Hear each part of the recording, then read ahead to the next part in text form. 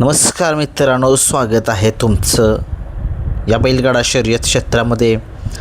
छत्रपती संभाजीनगरकरांचं नाव संबंध महाराष्ट्रामध्ये बैलगाडा शर्यतीमध्ये असा हा उंच शिखरावरती नेणारा लखन आपल्याला तुम्हाला माहितीच आहे कशा पद्धतीनं पळतो. आणि एक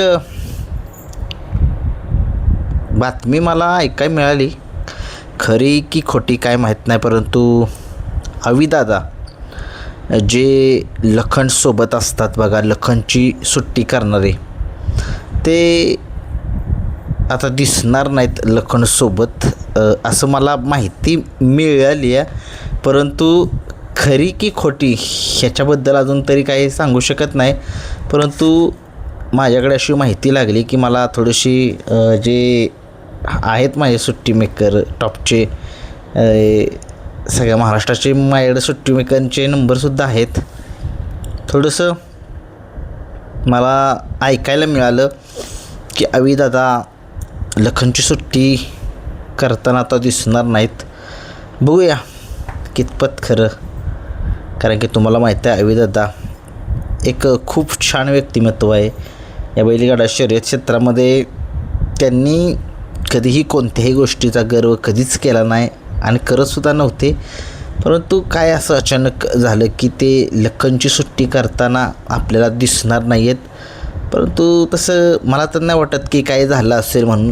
परंतु काही लोकांनी मला सांगितलं, एक 2-3 लोकांनी मला फोन आलेले होते, तिकडचे झालेले होते, की म्हटले की दादा आपल्याला अविदादा एखाद्या वेळेस लखनची सुट्टी करताना दिसणार नाहीत.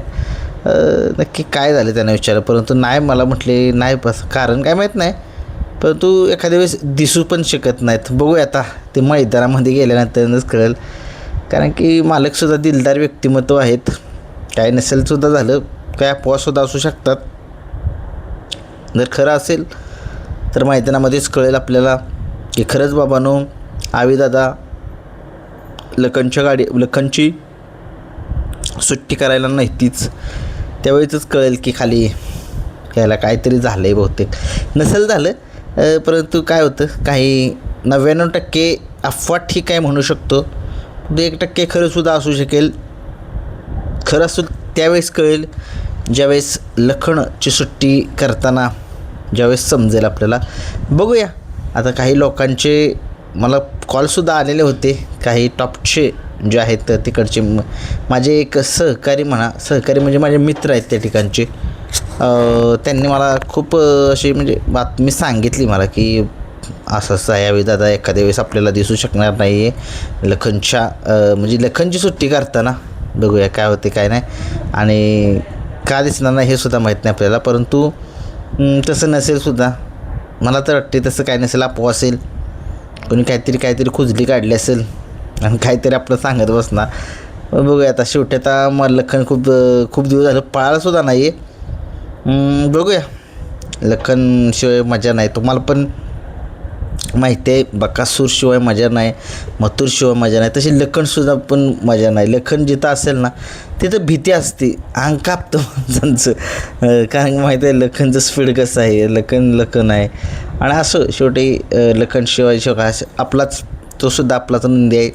जसे आपण सगळे बकासूरवरती सगळ्या महाराष्ट्रात जेवढी नंदी आहे तेवढ्या नंदीवरती प्रेम करतो, परंतु लखनवरती खूप लोक प्रेम करत नाहीत, कारण की लखन कधी ऐकतच नाही. लखन एक नाही तर 2 नंबर करतोच. परंतु असो मित्रांनो, ज्या नंदीमध्ये पाळण्याची धमक असते ना, तो काही करू शकतो. आणि लखनचा मी सुद्धा मोठा फॅन आहे. माझ्या खूप साऱ्या व्हिडिओज बघा तुम्ही, मी लखनची तारीफ करतच असतो, मोठा लक्षाची आठवण करून देतो, असा हा लखन आहे. आणि खरंच खूप चांगला नंदी आहे. आणि बकासूरन तो येण्यासाठी मी तर खूप प्रयत्न करतो आहे, आणि कदाचित 21ला ती गाडीसुद्धा पळेल लखन बकासूरची, काय सांगू शकत नाही. एक 5 पैरे जे आहेत ते माझ्या हाती लागलेले आहेत. कोणते नक्की पैरे आहेत ते तुम्हाला कळतील संध्याकाळी.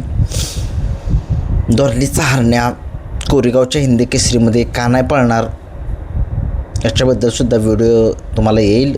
त्याच्यावरती अन्याय झाला होता असं हरण्याच्या मालकाने सांगितलेलं आहे. तोसुद्धा एक व्हिडिओ तुमच्यासमोर संध्याकाळी घेऊन येईन. तत्पूर्वी एक ब्रेकिंग न्यूज म्हटलं द्यावी तुम्हाला. आता कितपत खरे कितपत नाही.